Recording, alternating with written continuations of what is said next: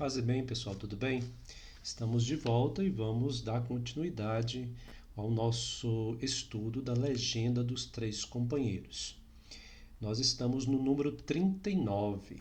Se eu não me engano, está no capítulo 10, mas vamos seguir aquela numeração que você encontra no texto.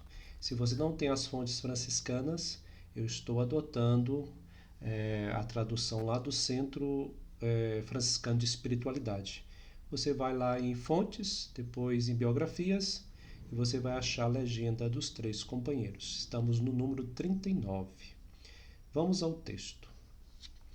Vou ler primeiro e depois a gente comenta. Na mesma manhã, aquela mulher foi por acaso à igreja e vendo ali aqueles irmãos, persistindo tão devotamente na oração, pensou consigo: se estes homens fossem vagabundos e ladrões, como meu marido disse, não ficariam assim aqui rezando reverentemente. Enquanto pensava isto, um homem chamado Guido distribuía esmola aos pobres que permaneciam naquela igreja. Quando chegou aos frades e quis dar a cada um uma moeda, como dava aos outros, eles se recusaram e não quiseram receber o dinheiro.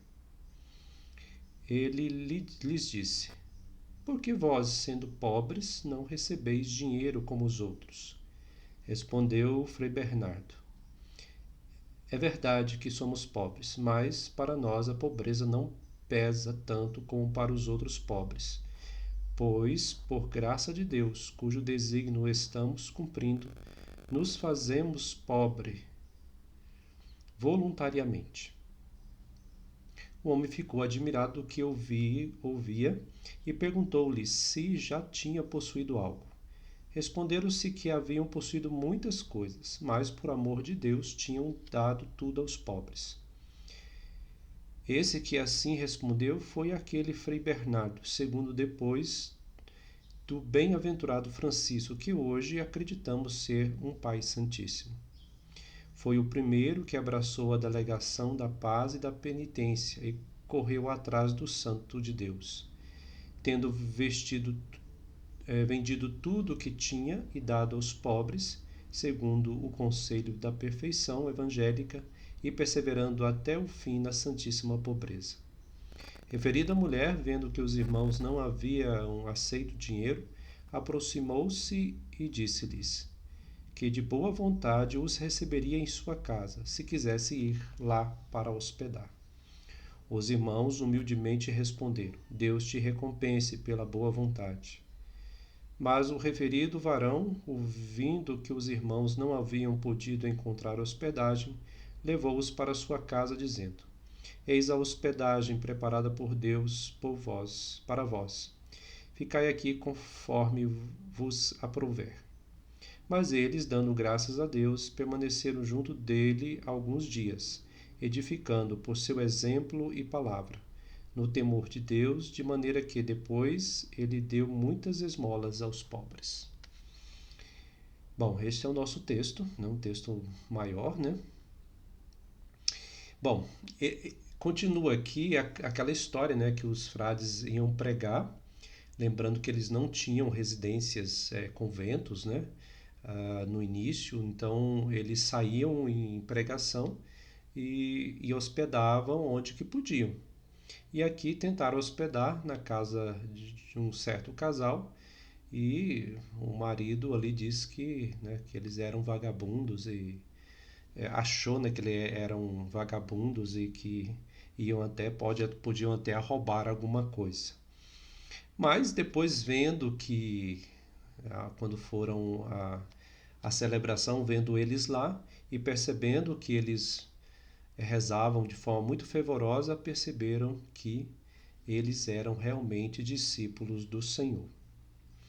Eu gostaria, tem vários pontos aqui que a gente podia destacar, a gente podia ficar bastante tempo aqui, mas eu gostaria de destacar uma questão aqui da pobreza, né? Pobreza voluntária e a pobreza imposta, né? Bom, nós sabemos que os primeiros companheiros de Francisco muitos deles eram pessoas que tinham posses, Pedro Catani, Bernardo, aqui relatado nesse texto, eram pessoas que tinham bens e deram tudo aos pobres, como manda o Santo Evangelho, né? E eles começaram a seguir Jesus Cristo junto com Francisco de Assis. Eu gostaria muito de insistir, eu sempre falo os seguidores de Jesus Cristo junto com Francisco de Assis, porque para a gente entender que essas pessoas foram despertadas para seguir a Cristo por Francisco, mas eles não entraram, não são imitadores no sentido de macaquear, sabe? São Francisco de Assis. São imitadores no sentido de fazer o caminho de perceber como Francisco respondeu a Deus. Então, o objetivo dos seguidores dos primeiros companheiros, eu ia falar seguidores de Francisco, né? De vez em quando eu falo. Acho que era um mau hábito que eu tive aí do início, né? Mas assim, bom entender que não é exatamente imitador no sentido de macaquice, né, que eu disse, macaquear, mas foram despertados pela a força de Deus, pelo carisma, né, e viam em São Francisco esse mover de Deus, e nele perceberam, olha como ele responde, né? Nós também queremos a partir dele aproximar cada vez mais e mais de Deus. Então, eles largaram tudo, não foi porque Francisco mandou, né? Vamos prestar bastante atenção nisso. Francisco estava lá, vivendo no início como eremita, reconstruindo as igrejas. Por que eles foram atrás, né, de Francisco? E por que eles abriram mão de tudo para seguir Francisco? Isso é para a gente pensar, né? Pensar, sentir. E aqui a pobreza voluntária, que eles se colocam tudo à disposição, dão tudo aos pobres e ficam livres para seguir Jesus Cristo, sem preocupação com posses, com riquezas. Nessa a gente começa assim, vamos pensar na nossa vida, né? O ideário aí que nasceu em Francisco de Assis para o nosso tempo hoje é muito, muito difícil de ser entendido e muito difícil, né? Vamos dizer assim, é, nesse mundo capitalista consumista, da gente realmente despojar de tudo. Imaginemos o seguinte, por livre vontade, né? Vamos imaginar o seguinte: olha, se eu começo a ter bens, se eu adquiro uma casa, eu preciso secá-la porque eu preciso protegê-la. Se eu tenho um carro, eu preciso cuidar dele para que ele, né, fique funcionando bem. Se eu tenho livros, aqui eu tenho de livro, livros, eu preciso guardá-lo, eu preciso ocupar-me deles. Então toda essa ocupação vai preenchendo, né, esse lugar que era destinado e é destinado a Deus. Nós enchemos nossa vida de muitas coisas que não são necessárias. Poderíamos talvez até usar dos bens, mas de forma muito despojada. Só que hoje esse argumento às vezes é uma forma da gente manter as posses ainda, né? Então é um desafio para nós hoje, a pobreza voluntária. E depois nós temos essa pobreza que é imposta, né? Essa pobreza dessas pessoas que ficam quase sem nada, né? Até passando fome, porque assim os homens colocaram eles nessa situação. A ganância, a inveja, né? As rixas, principalmente no nosso mundo hoje capitalista, né? Em que quanto mais se tem, mais se quer, alguém vai perder. Né? O nosso sistema é piramidal e não tem jeito, é assim que funciona. Né? Então, para alguns ganharem bem, muitos têm que estar ali embaixo ganhando menos, menos, menos, menos para que essa pirâmide se sustente. Então, daria para ser mais solidário com esse sistema? Sim, daria. Né? Mas a ganância é tão grande que gera cada vez pessoas mais pobres. Né? Então, a pobreza voluntária e essa pobreza sofrida.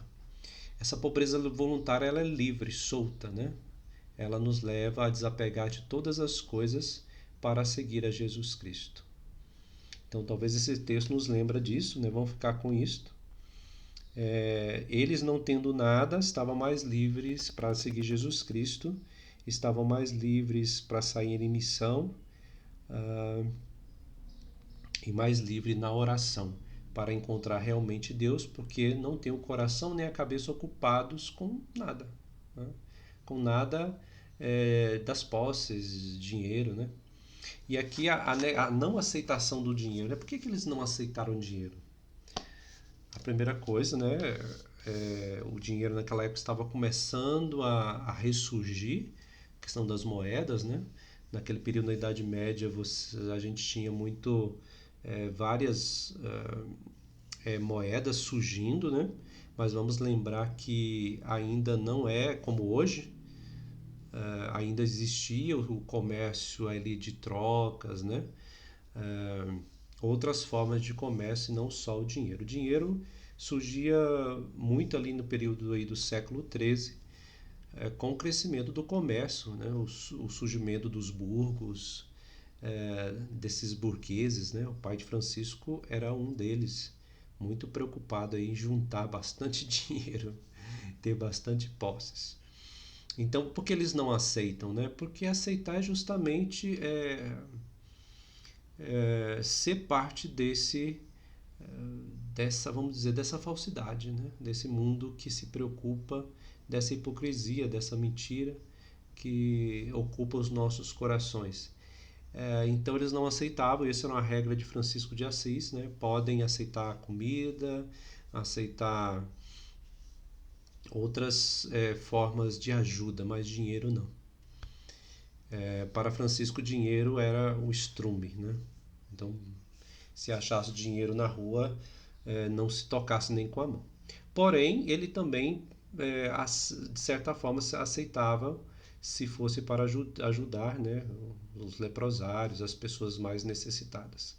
Então, no decorrer aí da história da ordem, da caminhada franciscana, isso vai mudando de certa forma.